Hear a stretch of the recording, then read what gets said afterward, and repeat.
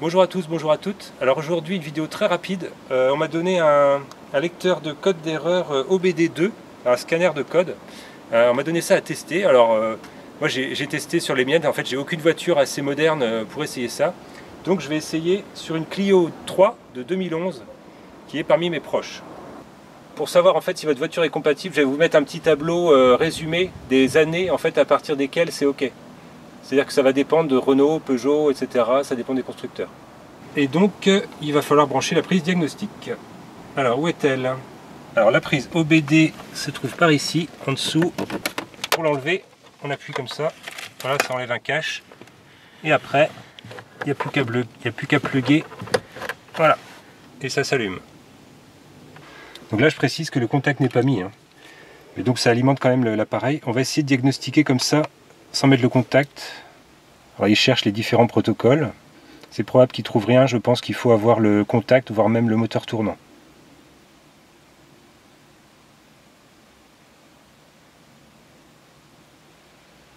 Ok, donc effectivement. Alors ce qu'on va faire, on va mettre le contact. Donc on va pas démarrer, on va juste... Voilà. Donc on met juste le contact comme ça. Et là on va lancer diagnostiquer.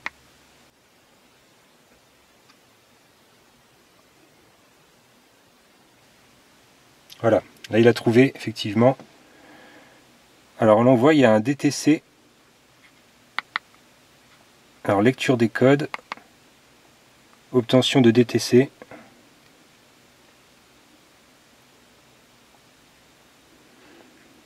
Donc là on voit qu'il y a un code d'erreur.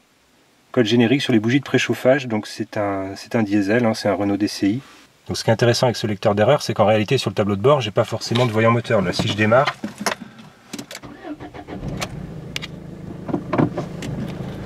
voilà.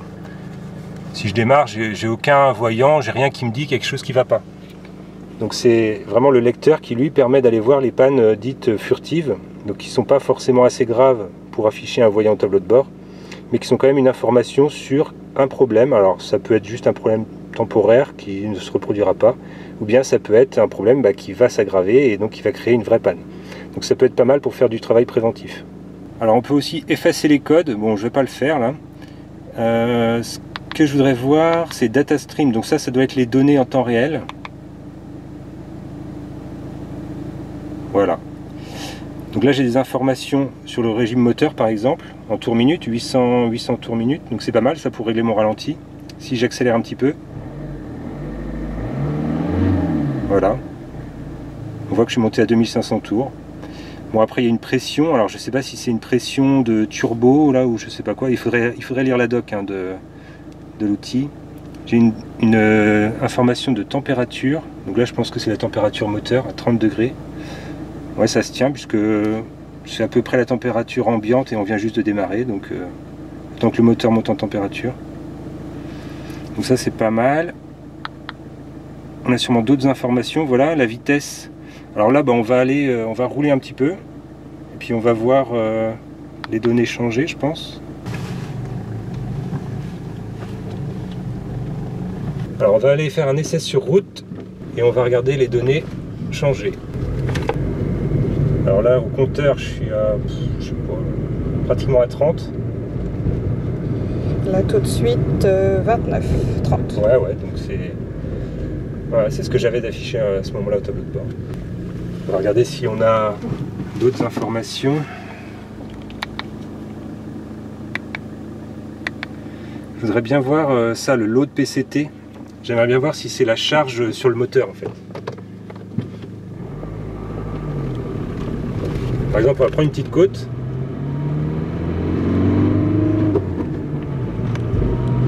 « 77%. » Ouais. Ça pourrait bien être la charge sur le moteur. Là, il faudrait tracter une caravane pour voir. Mais bon, là, j'en ai pas sous la main, désolé. Ouais. Ok, donc c'est intéressant. Alors, image figée. Ouais, image figée, je peux garder en fait, quel que soit l'état du moteur, en fait, il garde les informations qu'il y avait à ce moment précis, au moment où j'ai fait image figée. Essai des SO2, ça m'intrigue. Ah, les tests ne supportent pas le test de sonde lambda. Ok. Bon, c'est pas mal ce petit outil, hein, c'est pas bien cher et puis ça permet quand même de trouver des de trouver des codes standards, des codes de base pour pouvoir dépanner un petit peu, voir ce qui se passe sur son moteur. Donc moi je pense que ça peut rendre service, ça peut effacer aussi des codes. Donc si vous intervenez sur votre voiture, vous changez des bougies de préchauffage par exemple, et après vous voulez effacer le code, vous pouvez.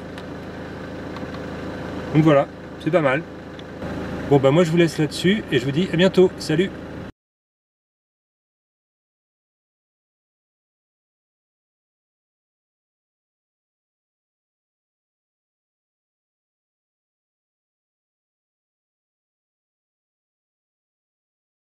Dans ma Honda Accord de 95, il n'y a même pas de prise de diagnostic du tout.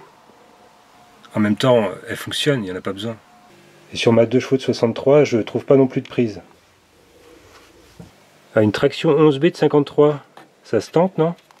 Je trouve pas la prise non plus.